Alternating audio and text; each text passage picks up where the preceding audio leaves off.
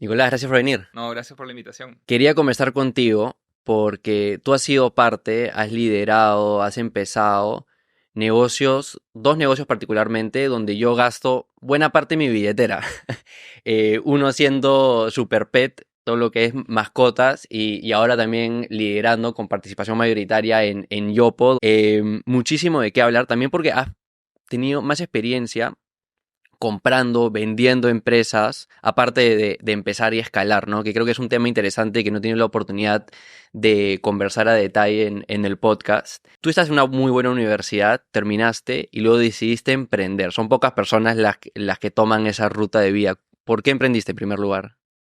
Es una buena pregunta. Yo la verdad que nunca trabajé, o sea, en verdad tuve una práctica cuando estaba en la universidad y después nunca más volví a trabajar para un tercero. De hecho, he trabajado con mi familia y para mi familia, que sí técnicamente sería no para mí, eh, pero, pero nunca he trabajado en una empresa de otro.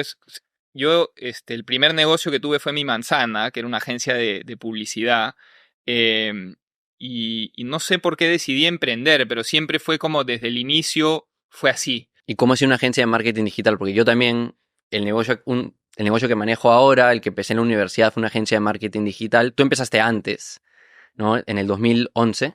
¿Cómo así llegaron a emprender tan temprano en esos temas digitales? Mi Manzana, en verdad, lo comenzamos con mi primo, con la misma mi primo que comenzamos Super Pet, Paul. con Paul. Y no era una agencia inicialmente, era como una plataforma, una web para conectar al corredor inmobiliario con su cliente y tener tu base de datos de inmuebles y hacer toda esta conexión con el cliente. Y no nos fue bien. O sea, de hecho, creo que llegamos a tener dos clientes en un momento, pero claramente no era un negocio. Eh, ¿Por qué no y crees que funcionó? Mira, yo creo, yo tenía 21 años en ese momento, creo 21 años, 22 años, y la forma de armar el negocio creo que no fue la ideal, ¿no? El que mucho abarca, poco aprieta, y creo que abarcamos un montón de cosas, no nos estructuramos bien. Tan tempranos también en el tema digital, o sea, de pedirles a alguien que haga ese tipo de transacciones digital en un Sí, mercado y, latino. y creo que nos enfocamos mucho también en el producto que nosotros queríamos y no en cómo el cliente iba a usar este producto y cómo lo íbamos a acoplar a que use este producto. Fue un tremendo aprendizaje y bueno, y así es que se forma la agencia, porque a unos meses de como quedarnos sin plata para operar, nos buscan y nos dicen, oye, nos puede hacer una página web. Y entonces ahí dijimos, bueno, démosle, pues teníamos un programador y un diseñador. Entonces hicimos una página web. Esto fue como a mediados del 2011 por ahí, más o menos.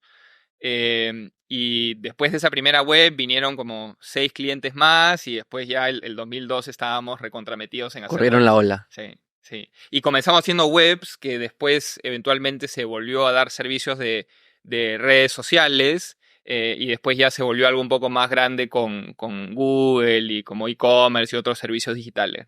Esa parte que has mencionado de no tratar de cierta manera, inculcarle tu idea al mercado, sino escuchar lo que el mercado realmente quiere y cómo prefiere que se resuelva ese problema, es algo que muchos invitados que he tenido acá han mencionado y creo que es clave para cualquier persona, ¿no? A veces te enamoras con cómo quieres que sea el mundo, cómo quieres, o esa idea que tienes de cómo resolver un problema y se trata más sobre cómo puedes escuchar a otras personas y luego iterar tu producto hacia eso. Sí, o sea, para mí fue un tremendo aprendizaje de cómo armar algo para un cliente o para un grupo de clientes y entender al cliente, ¿no? Entonces, yo creo que hay que comenzar a veces de algo mucho más pequeño, ¿no? En Superpet fue así, porque en Superpet no hicimos un e-commerce desde el día uno, sino fue una landing recontra simple que tenía las marcas de los productos que vendíamos y un formulario donde hacías tu pedido, ¿no?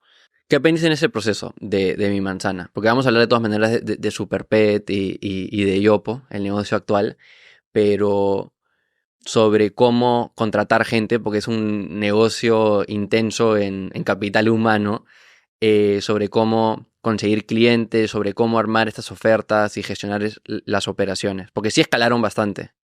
Sí, nosotros creo que llegamos a tener 30 personas en su máximo trabajando en la agencia y eran por ahí también de clientes, una cosa así. La mayoría eran clientes que teníamos de manera recurrente.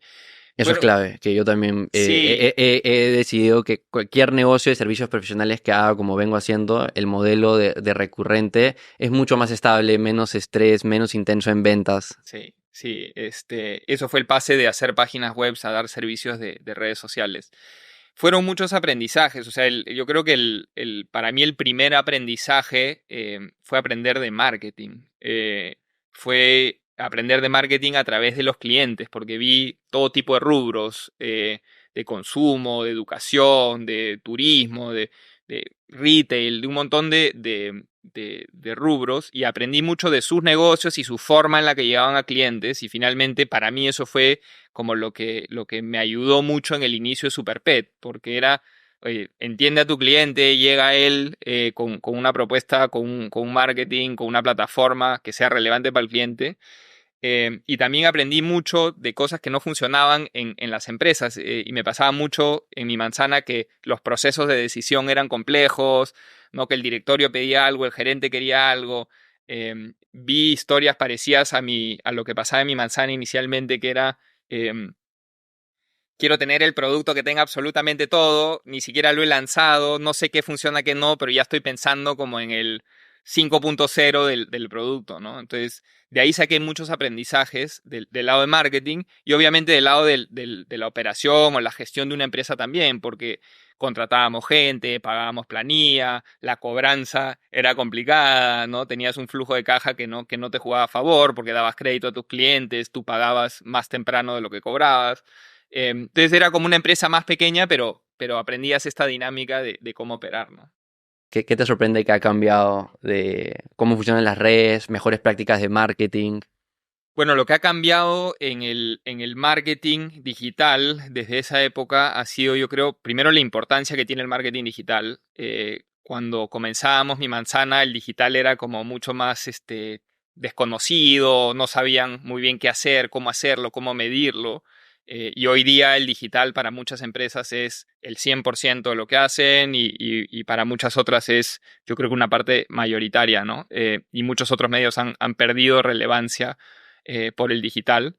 Entonces creo que eso es lo primero. Y después la forma de hacer contenido, por ejemplo, también ha cambiado un montón. Hoy día tienes pues influencers de todo tipo y que son un medio súper bueno para llegar a la gente. En su momento creo que era Saga con los hot bloggers, o las hot bloggers, como las influencers, ¿no? Pero era mucho más, era menos relevante el tema del influencer, ¿no? Eso ha cambiado. Las mismas redes han cambiado, ¿no? Cuando yo dejé mi manzana, era mucho más de Facebook. Y de Eh, fotito y diseño gráfico, ahora todo es video. claro, hay mucho más video y video que no necesariamente es recontraproducido, ¿no? Es video que lo grabas con el celular en el mismo formato vertical en que lo vas a ver. Eh, Eso ha cambiado, las redes han cambiado, ¿no? Facebook yo creo que es mucho menos relevante, no es irrelevante, pero es mucho menos relevante, sobre todo para ciertos grupos, Instagram, TikTok, ¿no? Entonces hay unas cuantas plataformas más donde invertir, ¿no? Entonces se ha vuelto mucho más dinámico y tienes una serie de medios, de inclusive, no sé, videos, audio, gráfica, de diferentes maneras de llegar a la gente, ¿no? ¿Cuál fue el momento más difícil de mi manzana? Para mí el más difícil fue el último año, que fue el año en el que yo todavía era dueño de mi manzana, pero ya no trabajaba ahí. Y fue difícil porque yo perdí un poco la motivación del negocio, porque ya estaba trabajando en Superpet. Y fue duro en el negocio, de hecho perdimos mucha venta, como que ya no había un motor de crecimiento o de gestión del negocio. Y en el pasado siempre había estas ganas de, oye, hay que crecer, hay que hacer, ¿no? Entonces cuando se perdió eso en el negocio, yo creo que fue la etapa. ¿Por qué se perdió? Porque habías una mejor oportunidad en lo que ya venías haciendo en Claro, Superpet. o sea, yo personalmente me había enganchado con algo nuevo, que era Superpet en ese momento, que nos iba súper bien y que le dedicaba pues. ¿Cómo nació la idea de Superpet? Superpet, la idea nace en el 2015, con la empresa de mi familia estábamos haciendo una investigación donde mi primo y yo participábamos, y la investigación era para hacer un e-commerce y estábamos viendo 4 o 5 categorías de productos de consumo donde podíamos hacer un e-commerce, ¿no? Que era cuidado personal, belleza, cuidado del hogar y una serie de otras cosas. Y en la investigación salió la idea de mascotas. Y la empresa de mi familia no tenía nada que ver con mascotas, entonces ahí Paul y yo dijimos, oye, hagamos esto nosotros en paralelo, porque va a ser mucho más ágil. Y validamos eso con la familia, ellos estaban de acuerdo y la idea era, pues, si nos va bien, los invitamos para que inviertan, ¿no? ¿Cuál fue el insight de la investigación? O sea, ¿qué les rebotó la investigación que dijeron acá es? Mira, habían un par de cosas. Lo primero era cómo la gente hablaba de las mascotas y el cariño que le tenía, ¿no? Había gente que decía hasta cómo le compraban juguetes porque se sentían culpables de que llegaban tarde a trabajar y no veían a la mascota, ¿no? Entonces, Lo estoy viviendo. claro, me imagino, claro, ese es el estereotipo del cliente nuestro, es así. Entonces, como este cariño era algo que salió a la luz en esta investigación, y lo otro era algo como más funcional, que era, mucha gente compraba estos sacos de 15 kilos y te daba flojera cargarlos a tu casa. Entonces, salieron varias otras cosas, pero en resumen eran como esos dos ejes de lo más funcional y lo más emotivo sobre las mascotas, y con eso nos lanzamos a hacer como la primera etapa de Super Pet, que de hecho comenzó como una venta por teléfono, por mail, sin este landing en los primeros meses. ¿Cuáles eran los primeros productos? Era alimento. Era solo alimento, en verdad. ¿Perro y gato o solo perro? Perro y gato, sí. Sí, era perro y gato. Nosotros comprábamos en un mayorista, ni siquiera íbamos directo al proveedor. Y la lógica era, si tú me compraste un saco de alimento, lo más probable es de que yo te tengo que vender un segundo saco de alimento. Entonces, tú nos comprabas este saco, íbamos y comprábamos 2, apostando a que tú ibas a recomprar. Y así empezamos a hacer como el primer inventario, ¿no? Y así comenzó Superpet. ¿Esos primeros clientes cómo los consiguieron? Eran muchos amigos y familia, se publicaba en nuestras redes sociales, mandábamos a amigos flyers que hacíamos, ¿no? Tenías toda la experiencia de marketing digital, o sea, sabías crear la web, la landing, que no era un e-commerce en ese momento, ¿no? No era un e-commerce, o sea, de hecho la primera etapa era sin nada de ese tipo de marketing, de landing ni nada, sino era más de persona a persona, publicar en tus redes, así, que fue los primeros meses, y después la primera venta de Superpet la hicimos en octubre del 2015, y para diciembre es que tuvimos este landing. Y el landing era este formulario muy simple con las marcas, y empezábamos a recibir gente que llenaba y te pedía un producto, ¿no? Pero tipeaban el nombre del producto, no había ni carrito de compra ni nada, ¿no? Y a ese landing le empezamos a poner un poquito de publicidad en Facebook y después Google, y así poco a poco se fue construyendo Superpet, pero fue de algo muy, muy chiquito que fue tomando forma en el tiempo, ¿no? Y en ese momento el mercado era, tienes las personas que les dan comida de casa a su perro y luego tienes las personas que van a un supermercado y lo compran en el supermercado. Eso era más o menos la oferta cuando ustedes empezaron. O sea, si das un paso más atrás, el mercado se divide, o sea, hay como dos grandes partes. Hay la parte de que yo le doy comida casera y hay la parte que le doy comida balanceada o comida que compro en una tienda, ¿no? Y obviamente no es blanco-negro, porque hay gente en el medio que mezcla la comida, ¿no? Entonces hay este indicador que es la cobertura calórica, ya que es cuántas de las calorías totales de la población de mascotas se cubre por un alimento balanceado. En el Perú, en ese momento era como 25, entiendo que ahora está más cerca de 30, ¿no? Entonces, esa es como la primera segmentación del mercado. Y dentro de lo que es el alimento balanceado, en ese momento había el segmento de veterinarias y tiendas especializadas, había el segmento de supermercados y había el segmento mayorista, mercados y bodegas, ¿no? De hecho, los segmentos siguen muy parecidos. Ha crecido sobre todo el especializado, que es donde Superpet participa. Eh, y lo que no había en ese momento era mucho e-commerce, o más que e-commerce, nosotros nunca nos consideramos un e-commerce, era un delivery. Nosotros era delivery para mascotas, era como la frase, ¿no? Porque finalmente el cliente no es que quería un e-commerce, lo que quería era no salir de su casa. Entonces eso es lo que resolvíamos, ¿no? Que le llegue la comida. Entonces validaron eso y ya luego ¿Cuál fue la estrategia para escalar? ¿Cuál fue un poco la visión? O sea, validaron de que efectivamente la gente, empezando por amigos y familiares, luego fueron expandiendo con esta experiencia de manejo de redes sociales, un poquito de anuncios digitales. Se validó, perfecto. La gente me está comprando y recomprando esta comida de perro y gato. Claro. Siguiente paso. Nosotros fuimos en diciembre del 2015 a diciembre del 2016 de como, creo que eran como 30 pedidos ese diciembre a como 600, 650, 12 meses después. Eh, y todo eso lo habíamos hecho sin el e-commerce. O sea, era una página muy estática. Ya para diciembre del 2016 tú cliqueabas la marca y te salía la lista de productos, ¿no? Pero igual era bien artesanal todavía. Que hoy en día muchas páginas siguen siendo así de artesanales. Claro, y obviamente en ese momento no tenías una competencia que tenía un e-commerce, porque si tuvieses una competencia con e-commerce hubiese sido más difícil ganarle con esa estrategia, ¿no? Pero en ese momento nadie hacía esto, ¿no? Entonces, como ese primer empuje, la estrategia fue, hay que crecer con delivery, con todo.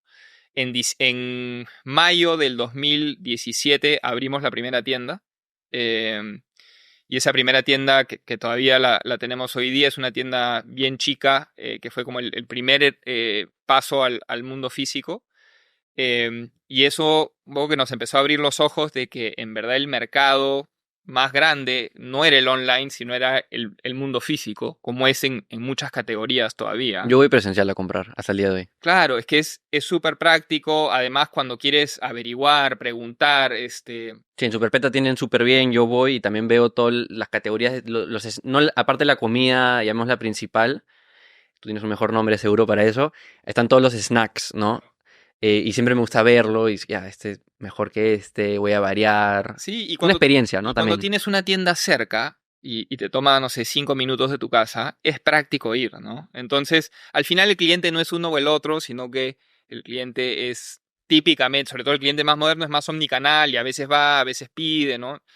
Em, entonces, nos damos cuenta de que el mundo físico era como la gran oportunidad para crecer. Y en el 2018 nosotros terminamos comprando 2 tiendas que para ese momento tenían un volumen que era equivalente al de Superpet. Entonces, esto también ocurrió en mayo, fue en mayo del 2018, compramos estas dos tiendas con la marca Dicopet en Monterrico y La Molina.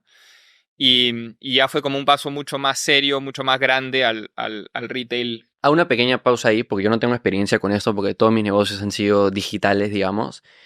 Hay mucha gente que está en esa situación, ¿no? ¿Qué situación? Decidiste qué querías vender, lo validaste, estás vendiendo por WhatsApp, estás vendiendo por Instagram, la gente te está comprando, te está llamando, etcétera, etcétera. Tal vez tienes un e-commerce, pero ves esa oportunidad que tuvieron ustedes de no solo para vender más, sino también para como establecer la marca, verse más oficial. Queremos tener una tienda o un par de tiendas. ¿Cómo mides cuánto invertir? O sea, ¿hicieron algún tipo de proyección de ventas? ¿Cuál fue un poco la lógica de no solo dónde queremos estar, sino cuánto invertir, qué tan grande debe ser la tienda, esa parte, ¿no? No, de hecho, yo creo que las Que ahora también estás primeras. viviendo con Yopo. Sí, no, o sea, esa primera tienda de Superpet fue, oye, ¿cuánto es lo mínimo que puedes invertir para habilitar esta tienda y veremos qué pasa? Y después, o sea, esa fue la primera tienda de Superpet y después la siguiente, en el 2019 tuvimos como un primer empuje de crecimiento que abrimos 17 tiendas. Y esas primeras 17 tiendas, o sea, esas 17 tiendas también fueron un poco más, sin tanto análisis del modelo financiero detrás.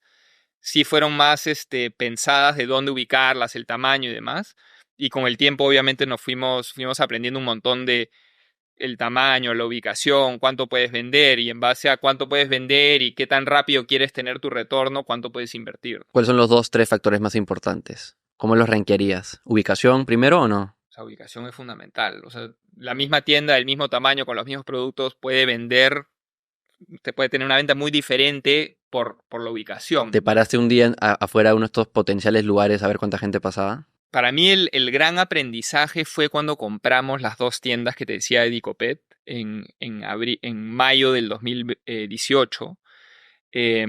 porque nos dimos cuenta que el cliente que venía a nuestras tiendas, nosotros lo ayudábamos a llevar las bolsas de alimento al carro y en el carro veíamos bolsas del supermercado que teníamos al costado. Que era un Wong en La Molina y un Vivanda en Monterrico. Entonces, para mí ahí fue como un momento de abrir los ojos y decir, tenemos una gran relación con el supermercado, o sea, es esa misma visita. Entonces nos obsesionamos con abrir junto a todos los Wongs. Claro, ¿no? Porque el supermercado pues vende muchísimo más que tú, tiene un flujo tremendo y finalmente nosotros como alimento es lo más importante dentro de las categorías que manejamos, eres como una categoría del supermercado. Entonces es esa misma visita, esa misma ruta, ese mismo momento. Entonces estar junto al supermercado fue clave, ¿no? Entonces la obsesión del 2019... y de hecho que fue la obsesión también cuando entramos en Chile, fue agarremos los supermercados más premium y pongámonos lo más cerca que se pueda y el concepto es una estacionada, las dos tiendas. Me encanta, buen insight. Y bueno, 17 nuevos locales de golpe es bastante. Em, ¿Qué aprendizajes hay sobre escalar rápido? Sobre de un día para otro, porque ahí ya eres una nueva empresa cada par de meses prácticamente. Claro, o sea, esa es la etapa en la que el negocio pasas de triplicarte a duplicarte y te estás duplicando por un tiempo, ¿no? Entonces, es como dos negocios en paralelo porque uno es opera lo que tienes y el otro es crece, ¿no? Y ustedes como líderes, su rol está cambiando también a cada rato. Claro, y tienes una cantidad de gente nueva, tienes una serie de aprendizajes, ¿no? Entonces estás como que montando una empresa sobre la otra. Entonces, nada, es como hay que aprender a cambiar la llanta del auto yendo a 100 kilómetros por hora. Claro. ¿Qué errores cometieron en esta etapa de expansión? Bueno, hay muchos errores relacionados al tipo de tienda. Sobre todo en Superpet, como al principio abríamos muchas tiendas que era simplemente, oye, porque estábamos cerca del supermercado o porque pensamos que la ubicación era buena, oye, no importa que sean 40 metros cuadrados, ¿no? Y después nos fuimos dando cuenta, oye, en verdad, en menos de cierto tamaño, que hoy día se ha vuelto más grande ese tamaño, no llegas a tener la propuesta de valor que tu cliente está buscando, ¿no? Entonces hubo mucho aprendizaje alrededor de la tienda. Hubo aprendizajes tremendos sobre la gente en todo nivel, ¿no? O sea, desde las personas en la tienda, las personas que lideraban la tienda, la gente en la oficina, ¿no? Entonces, cuando contratabas al primer gerente de operaciones, era mucho más difícil que hoy día, porque en ese momento no tenías idea en verdad qué necesitabas, ¿no? Entonces, pero nada, eran cosas que ese mismo aprendizaje era el motor de crecer y de corregir, ¿no? En líneas a ese punto, hoy en día, cuando estás contratando a alguien, y tal vez esto varía dependiendo del rol, nivel, unidad de negocio, buscas a alguien que ya tiene experiencia haciendo lo mismo o alguien con potencial que le puedes enseñar cosas. Lo primero, o sea, sobre todo en estas etapas y como yo en los rubros donde he estado, nunca he venido de ese rubro, yo siempre busco gente que sepa más que yo en el rubro y en el área que la persona viene a trabajar, ¿no? Entonces la idea de eso es poder traer gente que ya ha hecho esto por muchos años, que típicamente lo que buscamos es gente que venga de empresas grandes, reconocidas, con buenos procesos y buena Claro, estructura. ya vieron el final. Claro, que ya saben cómo funciona esto. Obviamente nunca es copy-paste porque siempre cambian los momentos, las empresas, las situaciones, pero hay una estructura que te respalda, ¿no? Entonces eso lo hemos hecho en los negocios de mascotas, eso lo hacemos hoy día en Yopo, y obviamente hay niveles, ¿no? Cuando estás hablando del equipo de liderazgo, eso es fundamental, sobre todo en esta etapa. Cuando vas a más juniors, a veces sí haces apuestas de gente que tiene un potencial a desarrollarse y tú le vas a enseñar, ¿no? Quiero hablarles sobre el Internet 100% fibra óptica de Win Empresas. Hoy atienden a más de 4.800 clientes en los principales sectores económicos del país, como banca y finanzas, industria y comercio, gobierno y educación. Cuentan con un equipo propio y certificado para atención y soporte 24/7, asegurando que tu empresa esté siempre en línea y tu internet funcione sin problemas. Nada de bots o AI, un ejecutivo y un técnico especializado que te brindan una atención ágil y soluciones cloud, ciberseguridad y servicios gestionados a la medida. La conectividad 100% fibra óptica de Win Empresas ofrece velocidades de conexión mucho más rápidas, estables y seguras en comparación a otras opciones, sin esperas frustrantes para acceder a tus aplicaciones clave en la nube o in situ. Lo mejor, la conectividad también es escalable. ¿Qué significa eso? A medida que tu empresa crece y necesitas más ancho de banda, la conectividad puede adaptarse para satisfacer tus demandas crecientes. Cuentan con más de 40 alianzas estratégicas con fabricantes líderes de tecnología que les permite proveer una propuesta de valor que acompaña la evolución digital de tu empresa. Ponte en contacto con Win Empresas visitando winempresas.pe para acelerar el crecimiento y la evolución digital de tu empresa. Me da mucha curiosidad cómo fueron abriendo las unidades de negocio, ¿no? Porque hablamos de que como al inicio era solo la comida y tanto de perro como de gato, ¿no? Pero hoy día vas a, por ejemplo, a un super pet y encuentras todo, ¿no? O sea, encuentras la comida, encuentras los snacks, encuentras los accesorios de paseo, los juguetes, entre otras cosas, ¿no? ¿Cuál fue un poco, y en onda aportar valor tal vez a alguien que no necesariamente es de la industria de mascotas? ¿Cuál fue la lógica de cómo fueron expandiendo, qué tanto, y hablar un poco del modelo de negocio de retail e-commerce? O sea, fue así como hicimos la página web ultra simple, también era la misma lógica en las categorías, ¿no? Y el alimento es uno, El grueso. el grueso, o sea, es lo que la gente necesita todos los días. Y es el driver de tráfico de cualquier tienda del rubro, ¿no? Entonces decidimos comenzar con eso porque era el grueso de la venta y además era lo más fácil de gestionar, porque como tenía mucha rotación, era más fácil que comprar juguetes u otras cosas, ¿no? Y aparte eras un e-commerce donde igual hoy en día el e-commerce, la comida es más fuerte como participación versus una tienda, ¿no? Entonces la idea era comenzar con algo simple que tenga mucho valor Y recurrencia. y recurrencia, ¿no? Y después vinieron cosas como antipulgas, por ejemplo, la arena de gatos tiene ese mismo comportamiento. Entonces sobre eso fuimos creciendo y lo que nos ayudó mucho a aprender del mundo físico o de las otras categorías fue la compra de estas dos tiendas en el 2018, ¿no? Porque esas dos tiendas tenían muchas otras categorías. Entonces con eso fue como un momento que abrimos los ojos a otros proveedores, otras categorías, qué se vendía, qué no se vendía. ¿Cuál es el margen de un negocio como este? ¿Negocio de mascotas? Sí, o en general e-commerce que has visto, porque seguro te has comparado también con otras industrias. Bueno, es que depende de la categoría, depende si es e-commerce o si es tienda física, ¿no? Típicamente el e-commerce es un poco más competido, vas más por precio. Tienes que crear marca. Tienes que crear marca, ¿no? Pero, o sea, tienes desde márgenes de 30 en algunos alimentos hasta márgenes pues de 50 y 60 Y un margen evita saludable, ¿qué sería? en mascotas. Uf, mira, yo ya no estoy en el negocio de mascotas día a día, ¿no? Entonces no lo vivo como antes. Pero en el mundo hay empresas referentes y entre 10-15% es algo saludable, ¿no? Y ustedes como Amazon empezaron también luego ya a crear sus propios productos. ¿O eso fue Claro, ya después? Cuando ustedes ya claro, salieron. lo que pasa es que nosotros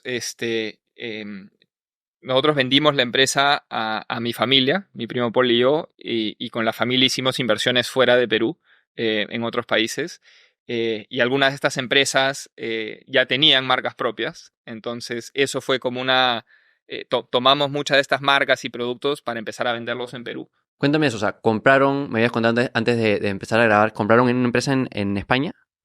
Claro, hoy día el grupo tiene tiendas para mascotas en Francia, España, Portugal, Perú y Chile. El grupo se llama Mascotas Latinas. Mascotas Latinas es la parte de Perú y Chile. Ya, ya. Claro, que es donde yo trabajé. Fue Super Pet al principio y cuando compramos Chile en el 2019 se vuelve Mascotas Latinas. Cuéntame ese proceso de comprar, porque hablamos brevemente de comprar una agencia, Sí, pero esto de acá ya es mucho más grande, ¿no? Lo que hicieron. claro. O sea, en mi experiencia, las compras siempre fueron como la plataforma sobre la cual construías el negocio. tanto en Perú como en Chile.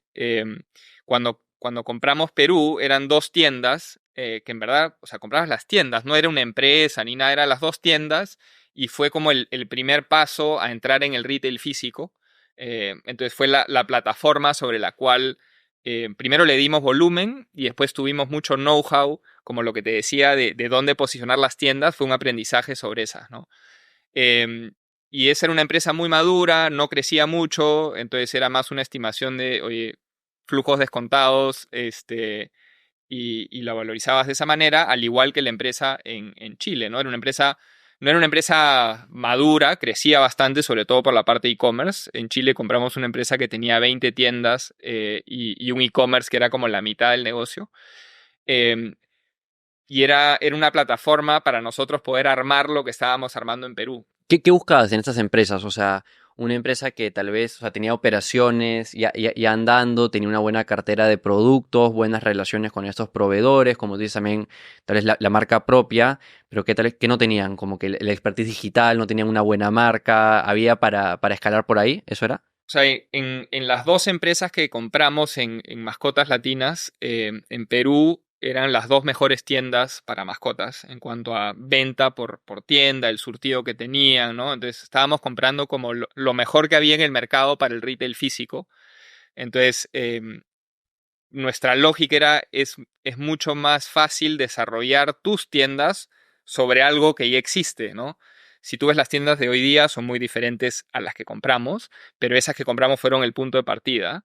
En Chile era una empresa bastante más grande que la suma de estas dos tiendas, em, pero era un plan diferente también de los dueños. O sea, ellos tenían otro apetito de riesgo, tenían otra visión de futuro, ¿no? Entonces, nosotros vinimos con un apetito de riesgo un poco mayor, con una inversión mayor, y cambiamos varios conceptos sobre todo de la parte de retail físico, ¿no?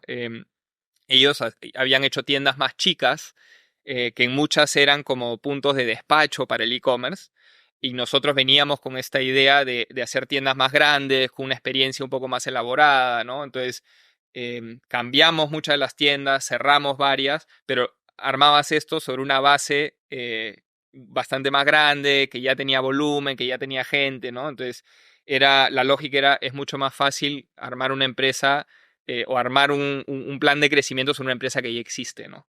¿Por qué entraron específicamente a comprar a Chile y España? ¿Era porque justo ahí encontraron estas empresas que tal vez querían vender y tenían las condiciones correctas? ¿O era específicamente Chile y España es la oportunidad? Antes de Chile y España, nosotros estuvimos viendo una oportunidad en México, y, y al final no salió, pero es un poco que nos abrió los ojos a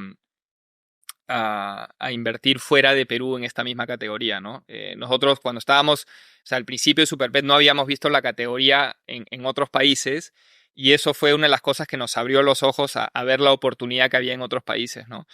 Y entonces España y Francia, perdón, España y Chile, son países que tienen mucho que ver con Perú, ¿no? Entonces eso fue un poco la decisión de invertir fuera de Perú. Y una vez que entras a gestionar estas empresas que se han comprado, mucho trabajo de cultura, seguro, porque estás ahora tratando con colaboradores, te estás presentando, ahora soy el jefe, ahora soy el dueño. ¿Cómo haces de que ese aterrizaje sea lo más placentero posible? Pucha, es un reto, ¿no? Porque hay mucha gente que es muy fiel al dueño, fiel a las formas, y vienes a cambiar un poco las cosas. Y entonces lo he visto de diferentes maneras en las diferentes empresas. Hay mucha gente que no se adapta, y termina saliendo. También hay gente que le cambias quién es el jefe y eso un poco que los mueve, ¿no? Y hay gente también, obviamente, que ve la oportunidad, y se adapta, ¿no? Pero requiere un proceso de adaptación, para realinearte con el nuevo plan, ¿no? Los primeros meses son hablar con todos, conocer bien el mercado, o ya de frente entras a día uno empezar a escalar eso. Mira, en mi experiencia siempre han sido rubros nuevos. O sea, yo no he gestionado empresas que hemos comprado y que es exactamente lo mismo, mismo país y estás ganando escala.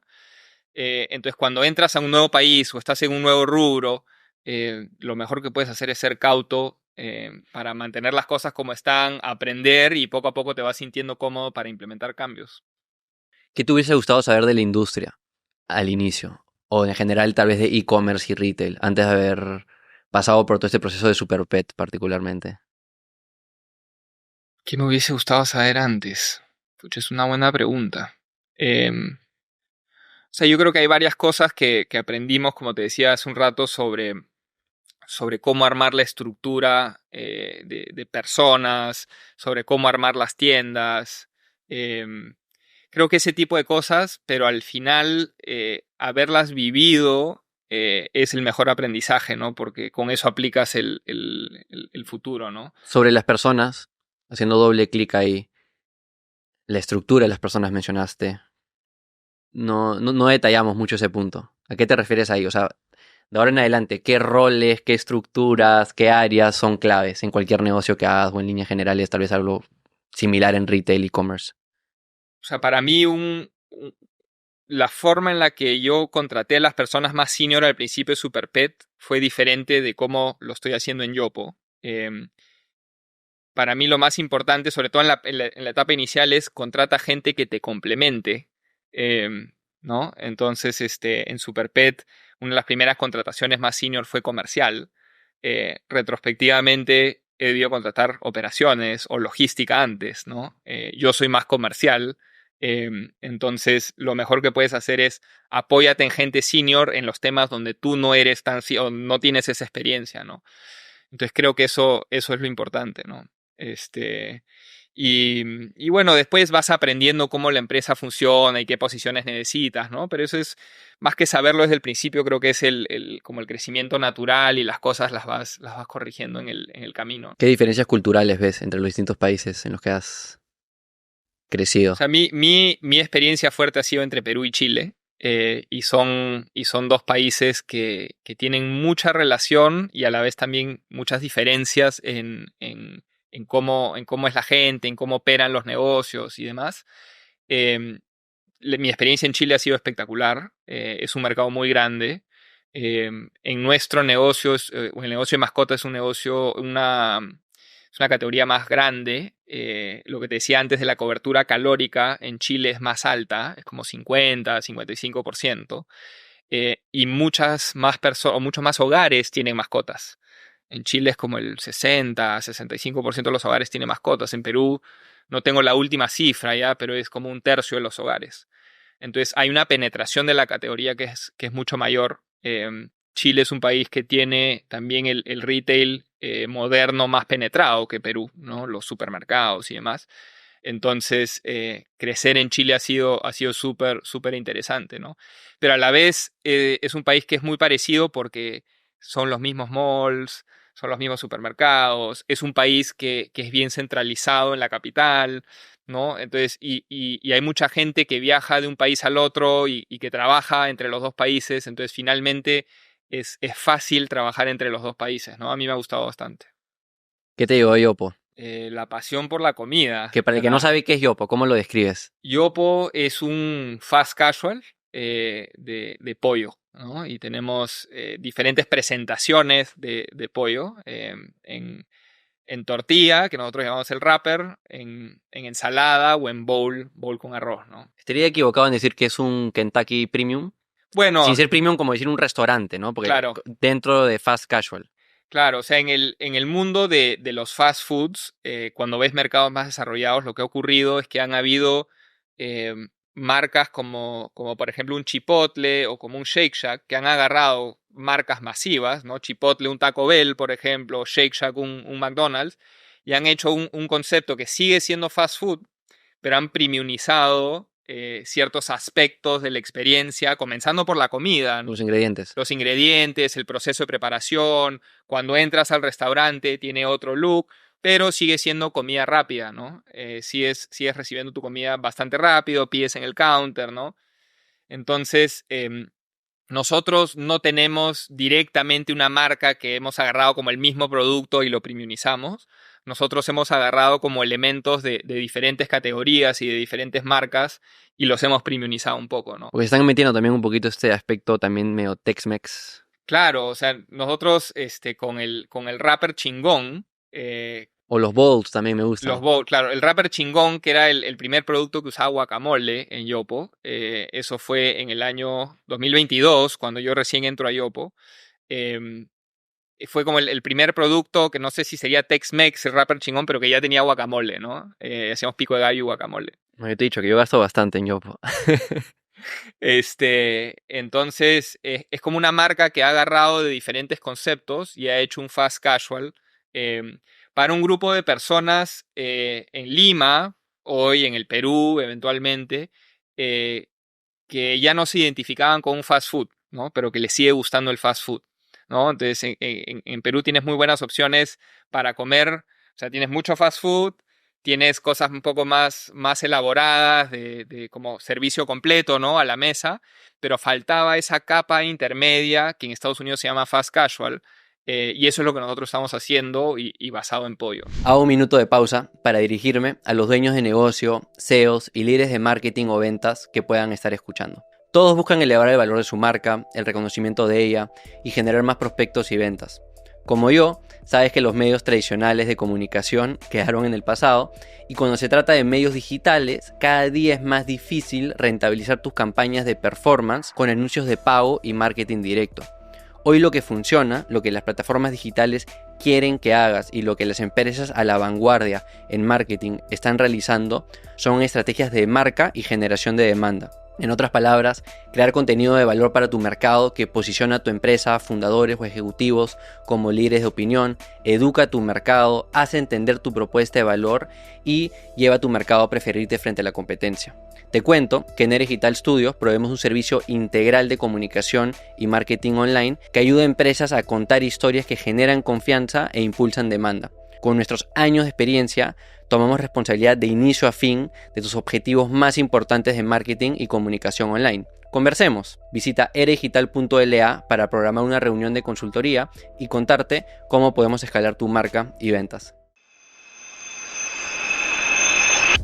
Si eres dueño de una pyme o lideras una, esto te va a interesar.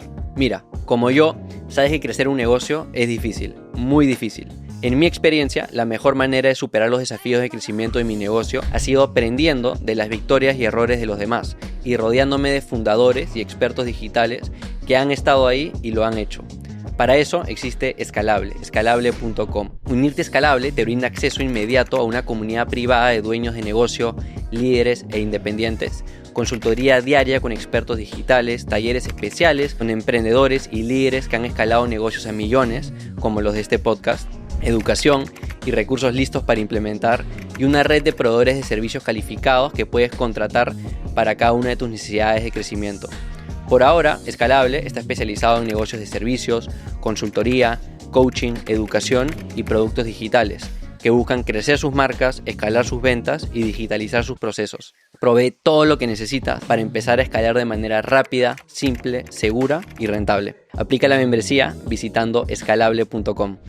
Ya se podría decir que eres un emprendedor serial, de cierta manera, haciendo tu tercer negocio. ¿Cómo fue esa transición de mascotas latinas a Yopo? Ya estabas, o sea, ya querías hacer algo en el rubro de comida para humanos. Claro, sí. Sí, la comida siempre me ha movido a mí. Yo disfruto ver a la gente comer. Entonces, siempre la comida me ha gustado. Y desde estar en Superpet, veíamos oportunidades de invertir en negocios de comida. Finalmente nunca salió, pero el momento que yo dejo de ser gerente general de Superpet, que fue en agosto del 2021, y me paso a trabajar en el family office de mi familia, en MFIN. Yo ahí empiezo a ver ideas de qué podría hacer en el rubro de comida, y tenía esta idea de que lo mejor era comprar algo en vez de empezarlo de cero, ¿no? Entonces vi ahí unas cuantas alternativas hasta que llegué a Yopo, y de hecho yo era cliente top de Yopo. De hecho, lo validé hace unos meses.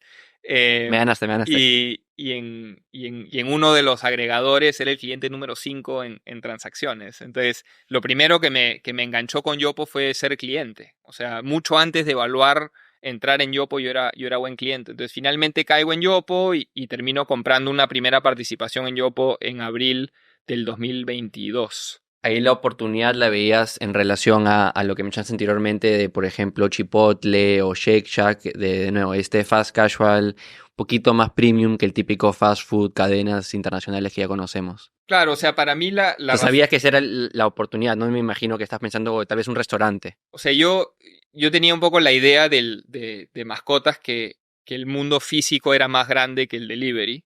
Entonces, sí, yo sí o sí quería entrar en restaurantes. Quería entrar, para mí un criterio para entrar en el negocio es, tienes que tener una categoría que tenga cierta escala. O sea, no me iba a meter en una comida de nicho, ¿no? O sea, no iba a entrar en no sé, pues en un restaurante de comida griega, por ejemplo, ¿no? La idea era entrar en una categoría que tenga cierta escala. Y Pollo me suena que es como que el más grande, ¿o no? pollo es, según Euromonitor, es como el 35% de la venta de restaurantes es en pollo, ¿no? Y es la categoría más grande. Entonces, cumplía como ese check y cuando yo entré en Yopo, la mayor parte de la venta era pollo a la brasa, pero había esta parte de frito, de los wrappers y de los tenders, que era como un tercio de la venta, ¿no? Y entonces lo que fuimos construyendo y que es el Yopo de hoy día es, dejamos eventualmente el pollo a la brasa y fuimos enfocándonos en desarrollar toda esta categoría de frito. Se diferenciaron más. Porque hay Claro, mucho pollo a la porque brasa. claro, el pollo a la brasa es el producto de comida más querido por los peruanos y es el más competido. Hay muchas alternativas, no necesariamente eres fiel a una, todas son muy parecidas, entonces hay una guerra de precios o un precio muy competitivo, ¿no? Entonces era complicado diferenciarnos y lo que nos dimos cuenta es que la parte de pollo frito, en esos primeros meses desde que yo entré a Yopo, era la que más crecía. Entonces, unos meses después dijimos, oye, ¿qué pasa si solo publicitamos la parte de pollo frito? Y entonces la tendencia se siguió acelerando y siguió creciendo un montón hasta que fue en octubre o septiembre del año pasado que cortamos pollo a la brasa del primer local. Y después fuimos cortándolo de los siguientes locales, ¿no? Y con eso armamos el Yopo de hoy, ¿no? Y encontramos un espacio en la categoría de pollo que era un poco más, un poco menos competida. ¿Qué le funcionó para escalar? Tal vez a diferencia de la experiencia con la comida para perros. O sea, ¿qué aprendizajes nuevos tuviste a partir de Yopo? Otra industria, obviamente, ¿no? Pero ya tienes experiencia en marketing, en ventas, comprando empresas. ¿Qué te agarró desapercibido, tal vez, si tuviste que aprender?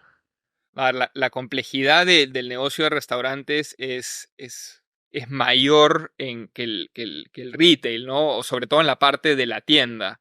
O sea, en el rubro de restaurantes tú estás preparando la comida en caliente y tienes minutos para entregarla, sea un delivery o sea a alguien que ha venido a comer. Claro, es mucho más intenso. Tienes dos grandes picos de venta. Entonces se te concentra mucho la venta en estos dos momentos. Tienes que hacer el producto, que mucho más fácil es comprarlo ya listo y lo vendes como es en el retail. Y tienes a toda la gente que se te acumula en estos dos picos de venta, ¿no? Entonces tienes mucha tensión, mucha complejidad. Y entonces para mí el gran aprendizaje ha sido meterme en un rubro que yo no conocía para nada. Lo conocía obviamente como usuario, como cliente, pero no tenía idea cómo funcionaba una cocina, ¿no? Una operación de restaurantes. Entonces ese ha sido para mí el gran aprendizaje, ¿no? Recomendaciones típicas que le das a alguien que está por empezar o en las etapas iniciales de empezar una marca de comida, porque hay muchísimas personas que quieren empezar un negocio en esta industria.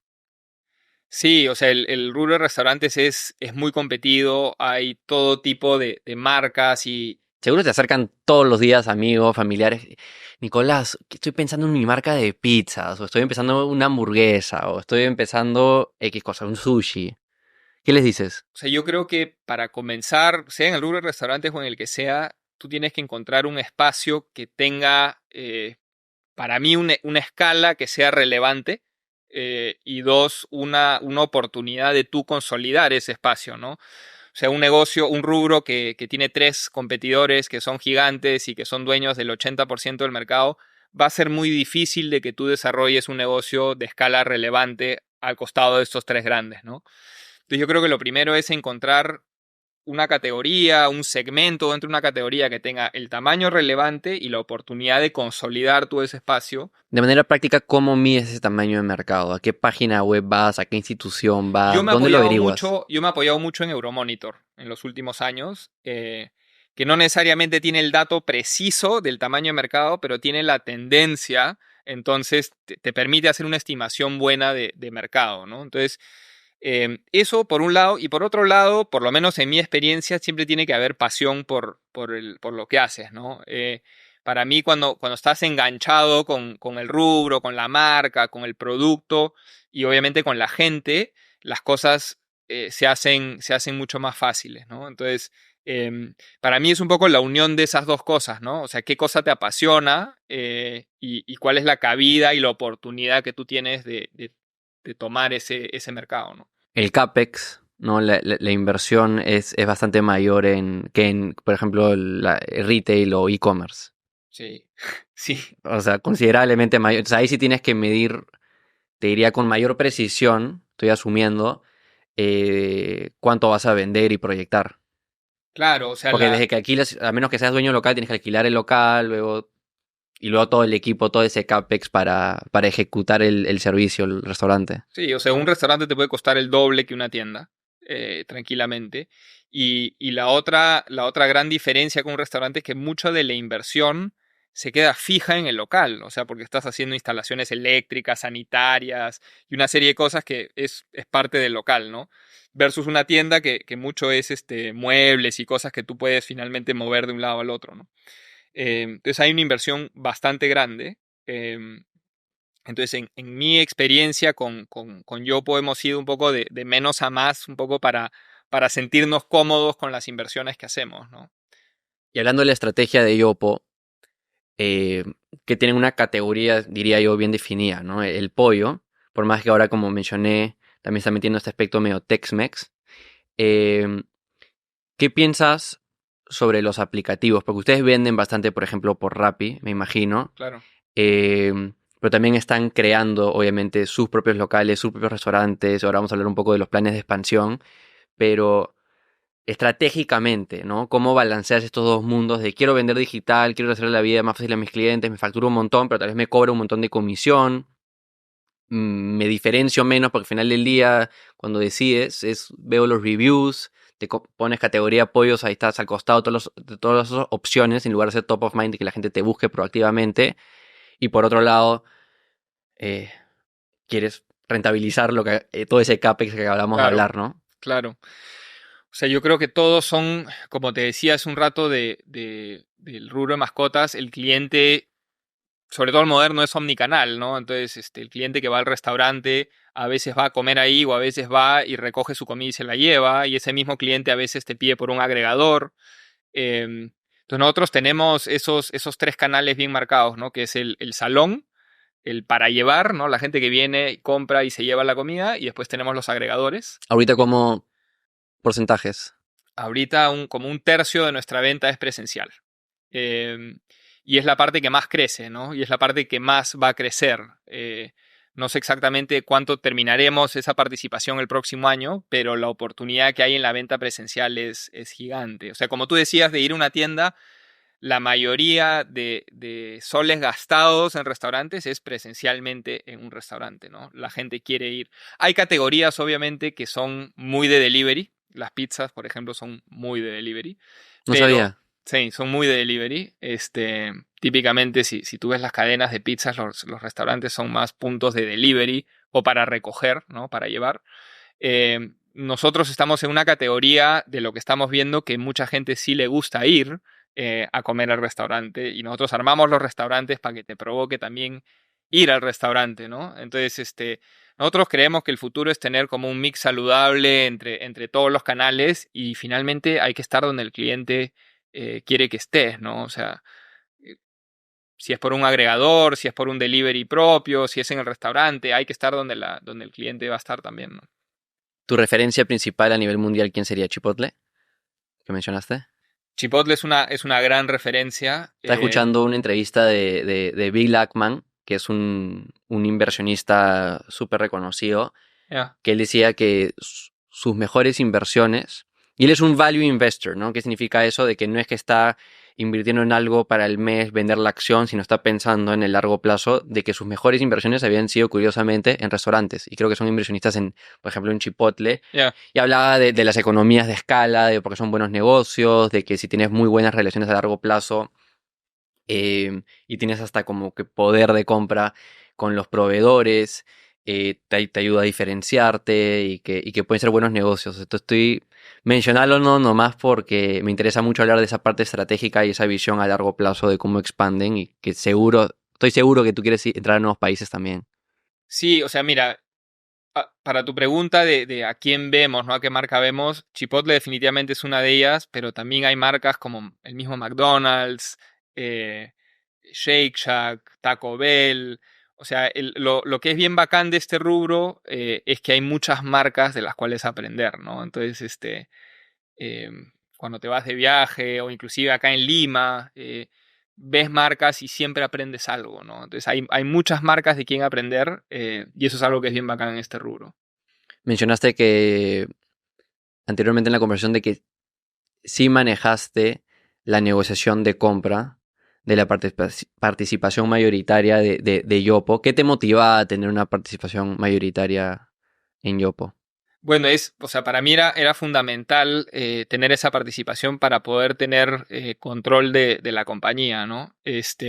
Entonces, em, era básicamente eso, ¿no? Era poder tener socios que participen del negocio y que tengan interés en el negocio y que aporten en el crecimiento, pero finalmente que sea más fácil partir el queque, ¿no? Y poder tomar definiciones y poder decidir cosas y no entramparse, ¿no? Me hace mucho sentido lo que estás diciendo de tener esa capacidad de poder tomar decisiones a partir de esa participación mayoritaria y lo conecto con algo que hablamos al inicio de la conversación de tu experiencia que yo también he vivido con la agencia, de cuando hablabas con estos clientes donde habían, no sé, pues entre 5 a 10 personas que todos tenían casi que el mismo poder de decisión y no se ponían de acuerdo.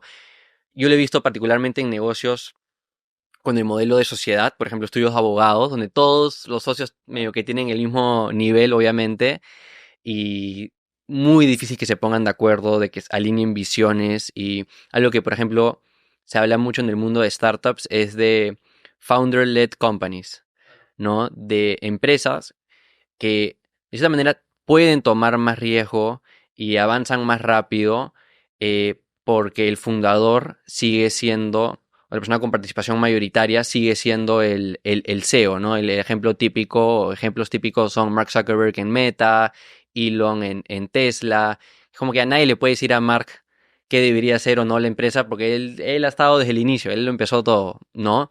Y si bien tú no lo empezaste, o estuviste ahí desde el inicio, ¿no? Pero no era tienes la participación mayoritaria, conseguir esa participación mayoritaria ayuda a que todo avance más rápido. Claro, es que si alguien no tiene control de la compañía, tiene que ser una sociedad, pero que funcione muy, muy bien, con una estructura de toma de decisiones y roles y demás, ¿no? Entonces, hay familias que funcionan muy bien así, ¿no? Pero típicamente, sobre todo cuando la gente todavía no se conoce, así, la participación mayoritaria te ayuda a ejecutar, ¿no? Y conectando con otra cosa que mencionaste, ¿cómo te estás complementando en este negocio? Bueno, hemos contratado mucha gente que viene del rubro, en todo nivel.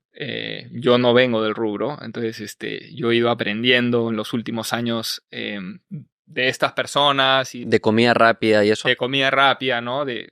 Creo que casi todas las marcas de comida rápida en todo nivel tenemos gente, ¿no? Entonces, eso ha sido un gran apoyo.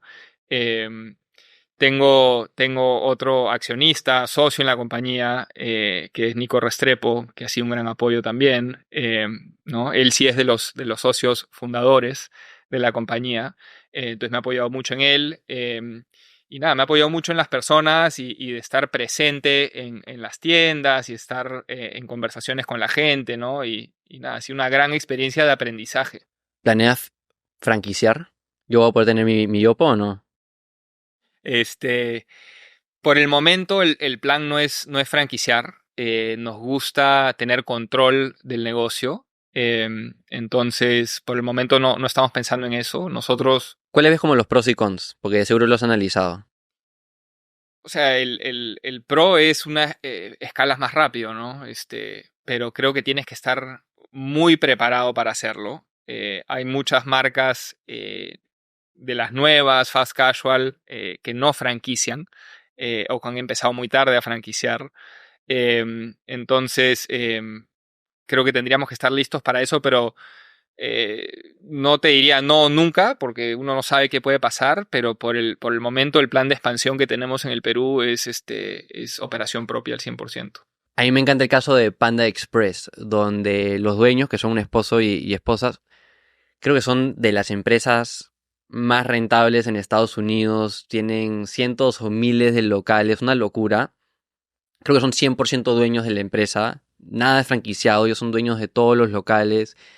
Creo que les trae a la billetera de esta pareja más de $1 billón al año, una locura. Algo sí te imaginas. Ya. No digo que los billones, ¿no? Pero como que escalar y tratar de mantener ese control al más alto nivel posible. Sí, o sea, el control es importante porque nosotros buscamos una experiencia que sea holística desde el producto, la gente cómo te atiende y demás, ¿no? Entonces, sí es importante poder controlar todo, y poder dar esa experiencia, ¿no? Así que yo sí me imagino escalar con una operación propia. Y la otra que me encanta es Chick-fil-A, que es privado, eh, y creo que también son bien religiosos, no abren los domingos, si no me equivoco. Entonces han mantenido la cultura por décadas y no se sobreexpandieron en la carta, ¿no? Y a la gente le encantan sus productos, de nuevo, hacen poco y lo poco que hacen lo hacen bien y son súper rentables. A diferencia de otras marcas que todo el mundo conoce, que tal vez detrás de escenas la empresa la está pasando mal, han logrado sostener este negocio increíble a lo largo del tiempo. Creo que es Sí, importante, ¿no? Esa carta reducida también y buenos productos. o sea, lo que es increíble es no abrir los domingos, y eso viene de una cultura, entiendo que religiosa, ¿no? De los domingos y de tener ese día de descanso. Es increíble porque en este rubro, el viernes, sábado y domingo puede llegar a ser el 55% de la venta, en algunos restaurantes el 60% de la venta, ¿no? Pero estás hablando que son 3 días que te hacen la semana, ¿no? Entonces el domingo es súper importante. Entonces eso es impresionante. Y la marca es espectacular, a nosotros nos encanta, la vemos un montón. Es una marca recontra simple, como dices, bien directo a unos cuantos productos. Entiendo que muy rentable.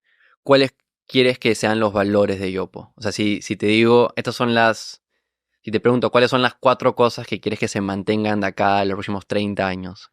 Mira, yo creo que hay 3 cosas que son fundamentales, como la base de todo lo que hacemos nosotros. Lo primero es la ética, o sea, valores, ¿no? De ser personas íntegras en el trato, en la relación con los proveedores, en la relación con las instituciones.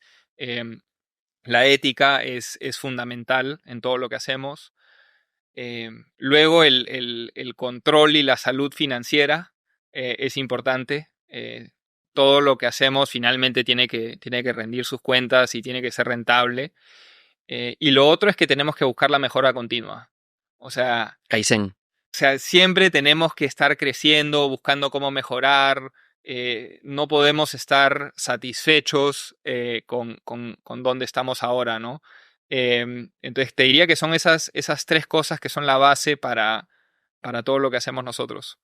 Hablando de emprendimiento a nivel más general, saliéndonos un poco de tus propias experiencias, pero robando de tus experiencias, ¿qué opinas sobre las distintas maneras de hacer negocio, los distintos juegos, yo lo llamaría, ¿no? Por ejemplo, ahora hay muchas personas que están siguiendo este modelo de startups, ¿no? Este juego de startups, llamémoslo, ¿no? Donde básicamente desde el inicio la visión es, tenemos una empresa que vale cientos de millones o es un fracaso, y básicamente vas jugando estas rondas de inversión, Friends and Family, sí, ronda A, B, C, y vas escalando, y eventualmente o vendes o entras a la bolsa. Eh, Luego hay negocios bootstrapped, ¿no? Donde básicamente buscas reinvertir tus ingresos para seguir creciendo y no diluir tu participación o diluirte lo mínimo posible.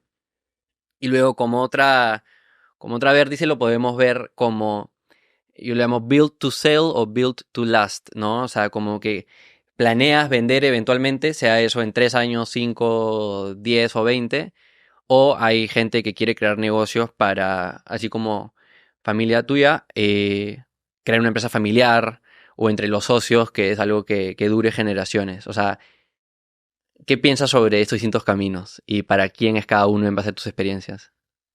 Mira, yo te hablo un poco de mi experiencia. Yo me he formado también mucho por mi familia y mi familia siempre ha estado en rubros por muchos años, décadas. Entonces mi forma de ver los negocios no es build to sell. Yo soy más de la idea de arma algo de lo que, o sea, en lo que puedas participar muchos años y que si lo vendes, bueno, las cosas dan vueltas, ¿no? Pero no con esa idea. Em, no me he relacionado mucho con el mundo de startups, nunca nos hemos considerado una startup, no hemos pasado por estas rondas de inversión, tampoco pensamos mucho en escala y ya verás cómo haces plata después, ¿no? Nosotros siempre hemos pensado más en haz un negocio que pueda ser rentable. Obviamente no vas a hacer plata desde el día uno, pero piensa que unitariamente en cada transacción hagas plata. em, y de poco a poco ir creciendo y aprendiendo, ¿no? Esa es mi forma de ver las cosas y lo que yo te decía hace un rato de tienes que entrar en rubros donde haya una oportunidad relevante, donde tú puedas tomar una participación en ese segmento, ¿no? Y no entres a competir con tres grandes que claramente no vas a lograr hacer nada y que tengas pasión por el rubro, por la gente, por el producto, ¿no? Ya, y en onda aportarle valor al público, eh, creo que podemos hablar de cómo piensas, cómo abarcas el proceso de determinar si hay una oportunidad y cuáles son las cosas más importantes a marcar. ¿Has leído el libro Zero to One de Peter Thiel? Sí, lo leí hace un tiempo. Es bueno. Él, para los que no saben, Peter Thiel fue uno de los cofundadores de PayPal y junto con Elon, entre otras personas, medio que lo lideró por bastante tiempo. Y fue el primer inversionista en Facebook, ahora Meta, un crack. Y tiene este libro que te menciono, Zero to One, que medio que lo recomiendo bastante, en especial para alguien que está en esa etapa de ideación y validación. Y este libro habla de varios conceptos. Por ejemplo, él dice de que deberías apuntar de un monopolio.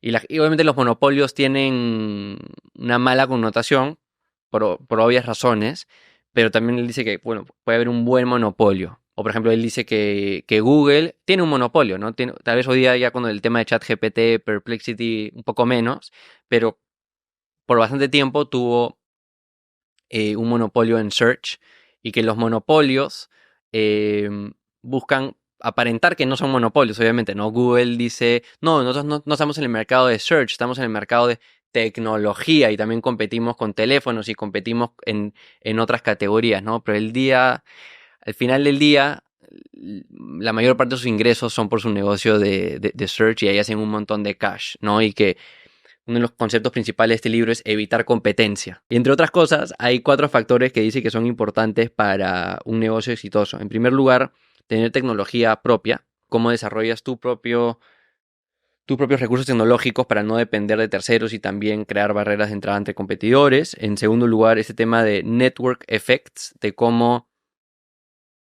más clientes hacen que el producto sea mejor y que más gente se sume. En tercer lugar, economías de escala, que es un concepto obviamente muy conocido en el mundo de negocios, cómo logras eficiencias mientras escalas. Y el cuarto, marca, ¿no? Que las marcas son muy importantes para diferenciarse.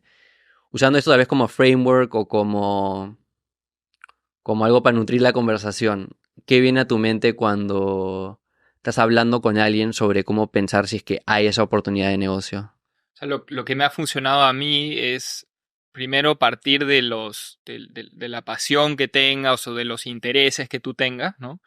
Por ejemplo, la experiencia con Yopo es así, o sea, yo estoy en este rubro porque me encanta comer y porque disfruto, o sea, antes de estar en Yopo, he sido cliente de Yopo, y me encanta la comida, ¿no? Entonces tenía esta pasión por, oye, yo quiero tener restaurantes, ¿no? Entonces eso, y después esa es como la parte más de corazón, y después hay la parte un poco más analítica que en mi experiencia ha sido, entiende en qué mercado estás, qué tan grande es ese mercado, y asegúrate de que no vayas a entrar a competir, no sé si con un monopolio o con un oligopolio, ¿no? O con unos cuantos jugadores que son dueños del mercado. Y eso era un poco la decisión por la cual, por ejemplo, salimos del pollo a la brasa, ¿no? Porque si bien no hay un monopolio del pollo a la brasa, hay varios jugadores grandes que ya tienen marcas bien definidas, bien implementadas y con escala en esas categorías, ¿no?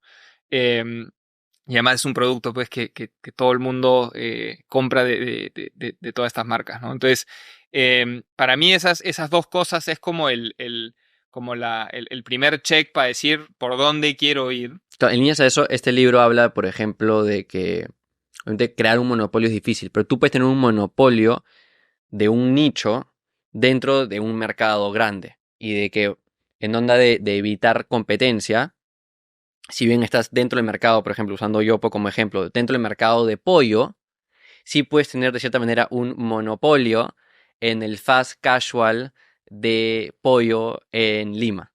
Claro, o Para sea, empezar, entonces empiezas en ese nicho, te ganas ese mercado, el negocio va a ser más rentable porque hay menos competencia y sobre eso ya vas creando los cimientos para escalar. sí, o sea, yo creo que no necesariamente hace el monopolio, pero sí aduéñate de una categoría o de un segmento rápido, ¿no? Y te adueñas con una buena marca, te adueñas con escala, para poder tener esta defensa de otra gente que se pueda meter en la categoría, ¿no? Y típicamente cuando te adueñas de un segmento y lo haces bien y sigues innovando y te mantienes relevante, es fácil, pues, de seguir adueñándote de ese espacio, ¿no? Entonces sí es súper importante porque obviamente con eso aseguras, pues, tu vida en el tiempo, ¿no? Y has mencionado varios aprendizajes y también errores que has cometido cuando ves a gente que está emprendiendo por primera vez. ¿Qué típicos errores ves? Fuera de tal vez lo que acabas de mencionar de no escoger algo que les apasiona o un mercado suficientemente grande. O sea, hay gente que se mete pues en rubros que son complicados, ¿no? Entonces, o que se mete a competir con gente que ya hace las cosas súper bien y que va a ser difícil ganarle a alguien que está bien establecido. O también por otro lado hay gente que no quiere escalar el negocio y tiene un producto súper bueno. O sea, hay gente que tiene buenos negocios y que no rompe esa barrera de, oye, busco plata o me endeudo un poco o busco un socio, y crezco, ¿no? Entonces te quedas un poco atracado ahí en esa etapa del negocio, ¿no? Claro, lo quiere mantener como un lifestyle business, ¿no? Un negocio de estilo de vida. A veces lo llaman, ¿no? Donde, está bien, estás ganando un poquito, te ayuda a sostener tu familia, pero no necesariamente quieres entrar a jugar estas olimpiadas de escalar un negocio. Sí, y al final son gustos personales, ¿no? De la gente, pero creo que hay mucha gente que tiene cosas bien interesantes y que a veces hay que darles un zamacón para crecer, ¿no? Otro de los errores es un poco lo que yo viví en la etapa inicial de mi manzana, ¿no? Que es el que mucho abarca, poco aprieta, ¿no? Entonces, de como mandarte a hacer muchas cosas de golpe y invertir mucha plata sin tener ese feedback de clientes. Em, entonces, esa es otra, ¿no? Tratar de comenzar con cosas sencillas que poco a poco puedas ir escalando, ¿no? Y no pensar en el gran producto, o la gran tienda, la gran marca desde el día uno, sino pensar más en el recorrido y la evolución de lo que sea que estás haciendo. Algo en líneas a eso que he aprendido viendo entrevistas a, por ejemplo, el fundador de Brex, que es un startup ya un unicornio bien grande, de unos brasileros, y también de el CEO de Snowflake, que es una empresa gigantesca de todo el tema de la nube, que en líneas a eso de como que el que mucho abarca poco aprieta, de que está bien, quieres hacer varias cosas y ves varias posibilidades, pero no trates de hacer todas a la vez, sino trata de secuenciarlas. Decir, ok, queremos estar acá en tal momento, en tal fecha, en tal plazo.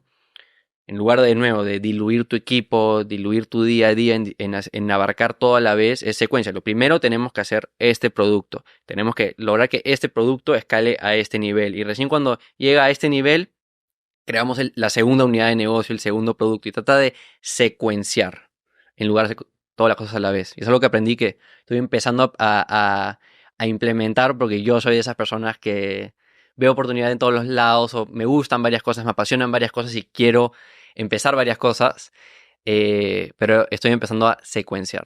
Claro, y sobre todo es relevante eso en la etapa inicial del negocio, porque cuando estás comenzando, estás como aprendiendo de ese cliente, ¿no? Y entonces estás teniendo ciertas hipótesis de que el cliente quiere esto o el cliente quiere lo otro. Entonces, cuando te mandas con muchas a la vez y fallas, no necesariamente sabes por cuál de todas has fallado, ¿no? Entonces, sí es buena idea de tratar de hacerlo un poco más pequeño, iniciar y empezar a tener esta interacción, venta con tu cliente y que eso sea como el motor del desarrollo. Y pensar en el famoso Pareto, ¿no? El 80-20. El 20% de acciones que te va a conseguir, en líneas generales, el 80% de los resultados. Y en líneas al tema de las oportunidades, ¿qué tendencias ves a todo este mundo digital, a la era digital? ¿Qué está cambiando? ¿Con qué eres bullish? ¿A qué le ves futuro? Sea a nivel plataforma, sea a nivel tecnología, sea a nivel mejores prácticas de negocio. Algo que va a cambiar en el mundo digital es el e-commerce en general ha sido mucho de te hago un montón de descuento para que me compres, logro escala, pero no necesariamente hago plata, ¿no? Leí ahora que Uber ha empezado a hacer caja. Em, Hay muchas empresas grandes que la gente no sabe que no ganan plata. Claro, entonces yo creo que eso es y en el rubro en el que estoy yo, que es el de restaurantes, y ves los agregadores en el Perú y en el mundo, la estrategia de los agregadores ha sido bastante de te hago descuento, no te cobro el delivery, ¿no? Entonces yo creo que eso es algo que va a empezar a cambiar en el tiempo. El delivery, por ejemplo, es un servicio que la gente debería de pagar, porque tiene un valor, ¿no? No me estoy moviendo en la casa, no saco el carro, no voy caminando, no pierdo tiempo. Entonces yo creo que eso va a ser un gran cambio en los próximos años, ¿no? Y van a haber empresas seguramente que se van a consolidar, algunas que van a dejar de existir, pero yo creo que va a haber un cambio en la manera en la que el e-commerce, los agregadores, en el caso de los restaurantes, hacen plata, cobran al cliente, cobran a la marca, ¿no? Porque ya después de cierto tiempo tienes que empezar a hacer caja, ¿no? Creo que eso es uno. Que es súper relevante para nuestro negocio. En líneas a eso, creo que gente de nuestra generación cada vez está dando cuenta de que lo que decía de que muchas empresas que juegan este juego de startups, que escalan rápido, que son grandes, que han recaudado un montón de capital, no ganan plata. Y ante las turbulencias del mercado financiero global, eh, vemos cómo no resisten, quiebran. Son personas súper inteligentes que han invertido años de su vida, de sus años prime, con más energía, eh, y no crearon algo rentable. Y volviendo al tema conectándolo más bien dicho con el tema de esos negocios rentables que duran años, que no necesariamente están creados para venderse, hay mucha gente que está transicionando, se está dando cuenta, y creo que cada día más de que hay tanta oportunidad, de nuevo, en este juego de no startups, sino de negocios tradicionales, que les implementas tecnología, sabes de marketing digital, estás al tanto de todas estas tendencias, piensas en rentabilidad y son una gran oportunidad. Sí, la rentabilidad es clave y obviamente al principio no necesariamente vas a ser rentable a total compañía, pero algo que para mí es bien importante es que seas rentable en la unidad de negocio, ¿no? O sea, por ejemplo, si tú no estás haciendo plata en cada transacción de e-commerce, ya es El, un el- el- problema. el unit economics, como lo Claro, llamamos. ¿no? Entonces, y ese unit lo puedes ver por pedido de e-commerce o podrías pensar en tu tienda, ¿no?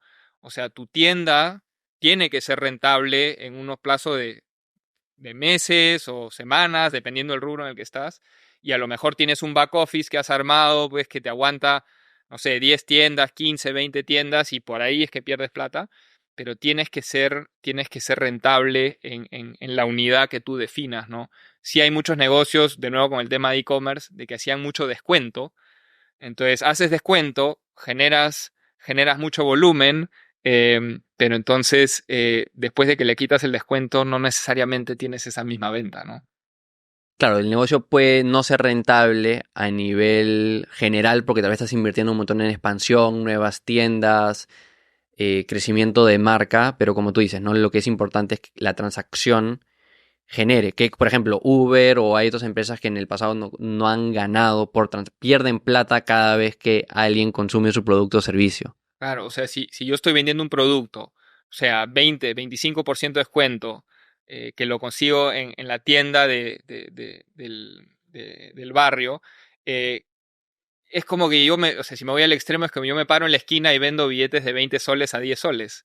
O sea, todo el mundo me va a querer comprar, pero no tengo un negocio, ¿no? Y el momento que le quite ese descuento, obviamente nadie me va a comprar.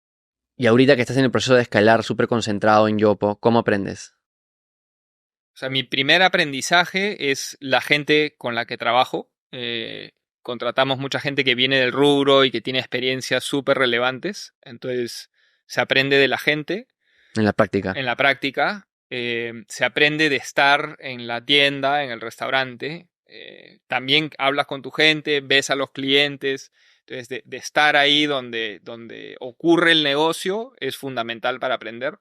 ¿No? Y vas escuchando de los problemas que tiene la gente y lo que te van contando y con eso vas aprendiendo sobre el rubro, ¿no?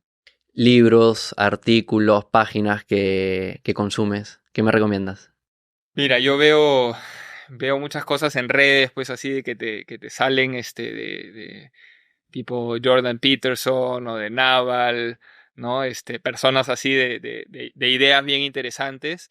Libros, a mí uno de los libros que me ha encantado, que he leído recientemente, ha sido el de Sam Walton, Made in America, el del fundador de Walmart. Me parece un libro espectacular de toda la historia No, y te cuentan cómo él, o sea, era un psicópata. O sea, era el más apasionado por su negocio, por retail.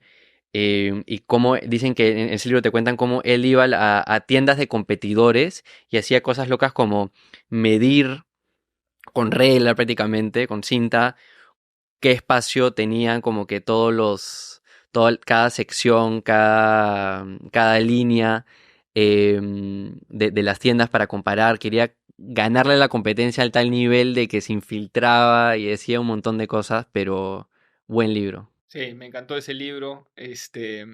Después leí el de 3G, el de los brasileros. No sé si lo has leído. Sé quiénes son, pero no he leído el libro. Me pareció espectacular, también de una historia bien, bien bacán de hacer negocios y con buena escala. Comprando bastante. Comprando bastante, ¿no? Pero sí, o sea, para mí la manera de aprender es con la gente con la que trabajas, lecturas, a veces de libros o a veces de cosas en internet. Leo mucho del rubro en noticias, artículos, y también he tenido la suerte a lo largo de todos estos años de apoyarme de gente, no necesariamente que trabaja en mi equipo, pero gente ya sea por directorios o gente que ya vivió cosas en el pasado y de las cuales aprendes mucho, ¿no? Y líneas a eso sobre priorizar tu tiempo y tareas del día a día. O sea, cómo te manejas para liderar el negocio. Yo siempre he tenido, no sé si llamarlo dudas o siempre itero, pruebo nuevas maneras de, llamémoslo, organizar mi día, semana, mes, organización. Estoy aprendiendo todavía. Bueno, yo uso mucho Trello, no sé si conoces la herramienta, pero me ayuda a ordenar las tareas con las diferentes personas con las que trabajo. Moverlas de izquierda a derecha, el Kanban. Claro, o tener listas por temas y un poco que vamos priorizando, ¿no? Y algo que ayuda mucho es sí pensar no sé, en el año, en el plan del año, pero hacer mucho zoom en, oye, ¿qué es lo que queremos lograr en los próximos 2 meses, O sea, ¿no? O como en los sprints. próximos. Sí, o sea, como hay 3 grandes objetivos que queremos lograr en los próximos 3 meses, ¿no? Entonces sabes de que eso es el enfoque, ¿no? Ahorita, por ejemplo, ¿cuáles son esos? Para dar un ejemplo. Bueno, todo, o sea, todo depende, ¿no? Pero depende del área, ¿no? Porque tienes diferentes personas y con cada persona hay objetivos, ¿no? Pero, por ejemplo, tenemos un tema en Yopo que estamos viendo qué vamos a hacer con la logística centralizada, ¿no? Entonces nosotros centralizamos la compra de algunos productos y los repartimos a los locales. Y estamos en un espacio que no es el espacio que nos va a servir para los próximos 12 meses. Entonces, un objetivo del corto plazo es, oye, tenemos que tener eso resuelto, ¿Te ¿no? estás paseando por todo Lima viendo dónde hacer o qué? Claro, o sea, viendo diferentes alternativas, ¿no? Eso es un enfoque.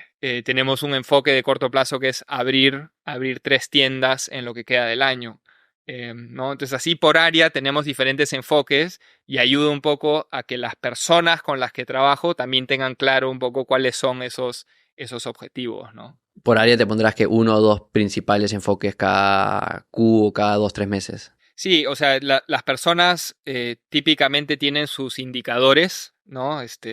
Cuáles son los KPIs con los que los medimos, y eso es como que es un poco la ruta sobre la cual ejecutas. Y después tienes 3, 5 objetivos que son más como proyectos que se tienen que ejecutar, ¿no? Y entonces para mí, como esos dos ángulos de los KPIs más los temas, los objetivos son la manera con la que trabajo con las personas. Cuando empezaste tu primer negocio, ¿eras así o no? ¿O has aprendido en el tiempo a cómo manejarte a No, ti o sea, mismo? lo que pasa es que yo creo que ha sido muy diferente porque en mi primer negocio yo era mucho más el ejecutor, eh, y hoy día trabajo con personas que trabajan con personas, que cambia un poco la dinámica, ¿no? Entonces, al principio era más de, oye, delegar tareas de día a día, de semana, y hoy día el reto es que trabajas con personas que manejan equipos, entonces es otra manera de gestionar. Y el balance trabajo-vida, ¿cómo te está tratando? ¿Cómo desconectas? Que es importante. O sea, para mí lo importante es llegar a cierta hora a la casa, y tener almuerzos y comidas, salir de la ciudad un rato y esa es la mejor manera de desconectar, ¿no?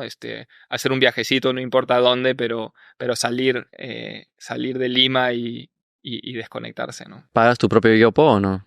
De todas maneras, siempre. Tengo mi descuento, tenemos nuestro descuento corporativo, pero claro, siempre se paga, al menos de que estemos haciendo pruebas, ¿no? Nicolás, me ha encantado esta conversación. Quiero acabar con una dinámica rápida que solemos hacer varias preguntas rápidas. Lo primero que venga a tu mente. Cuando piensas en la palabra exitoso o exitosa, ¿quién es la primera persona que viene a tu mente? Mi abuelo. Oportunidades de negocio en general que recomendarías a un amigo o familiar. Una o dos ideas rápidas. Algo donde tengas pasión y que tengas un mercado que tiene el tamaño y que tiene la oportunidad que tú puedas capturar. ¿Qué herramientas, softwares usas en tu día a día que te hacen la vida más fácil? Ya mencionaste Trello. Trello es una de ellas. El mail, que todos usamos, es una herramienta fundamental. Y estamos empezando a usar Power BI, que es una gran herramienta para ver indicadores. Si pudieras tomar un café o cerveza con cualquier persona histórica, ¿quién sería? A mí siempre me ha llamado la atención Steve Jobs, desde chico, así que sería con él. ¿Qué le preguntarías? Le preguntaría sobre cómo gestionar a equipos, sobre cómo él gestionó a sus equipos y qué recomendaciones podría dar.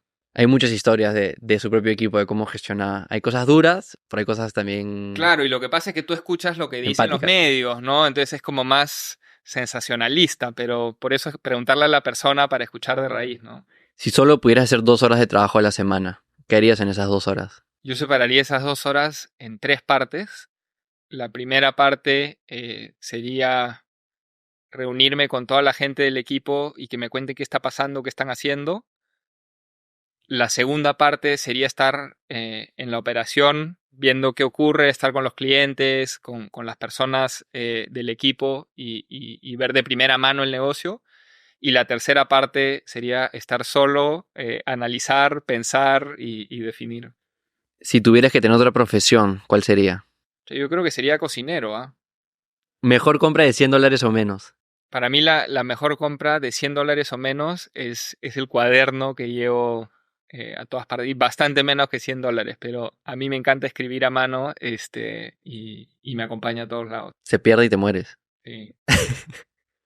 Un panel en la calle que toda la ciudad podría ver. ¿Qué escribirías? Hazte cargo. ¿Qué nuevo hábito del último par de años ha sido el que más te ha ayudado? A mí correr en las mañanas. Yo siempre he hecho deporte y creo que desde el 2000, no sé, de los últimos, ya van a ser como 6 años, una cosa así, empecé a correr. Y correr es la manera de comenzar el día y es un deporte súper fácil de hacer si estás viajando, no estás, o sea, donde sea, No hay excusa. no hay excusa. Entonces, y es una gran manera de comenzar el día corriendo. Libro que más has recomendado. El de Sam Walton, el de Made in America, te diría que es uno de los que más he recomendado. Película que más has recomendado. No soy de ver películas, la verdad. Me gustó mucho Scarface en su momento. Buenísima. Muy buena película. ¿Series ves o no? Sí, series veo Lánzate una. bastante. Bueno, con mi esposa vemos series todo el tiempo. Ahora estamos viendo Desperate Housewives. La he visto con mi mamá de niño. Y recientemente hemos visto Mad Men, que es la segunda vez que lo vimos. Yo Pero te también, diría yo que también la he visto 2, 3 veces. es buenaza. Y te diría que en verdad la mejor serie para mí es Entourage. Buenísima. Buenísima. Que por acá no escuchas mucho esa serie. Sí, pero Tú eres Entourage la habré visto Vinny Chase. sí, 3 o 4 veces y es la serie que cuando no sabes qué ver y quieres poner algo, pones un capítulo, no importa cuál. Para mí, y va a Ari estar Gold buena. es top 3 personajes de la historia de televisión. De todas maneras, sí. Y la última, ¿cuál ha sido la mejor inversión que has realizado? De tiempo, energía, dinero. La mejor inversión siempre ha sido en uno mismo para mí, sea por temas personales de trabajar con un tercero, con un coach que te ayude a cuestionarte por la parte personal o por la parte profesional. Esas inversiones para mí siempre han sido las más rentables. Nicolás, me ha encantado esa conversación, como te dije. Voy a seguir consumiendo ahí los productos que has ayudado a crear y nada, espero repetirla pronto a medida que sigan creciendo. De todas maneras, gracias Diego por la invitación.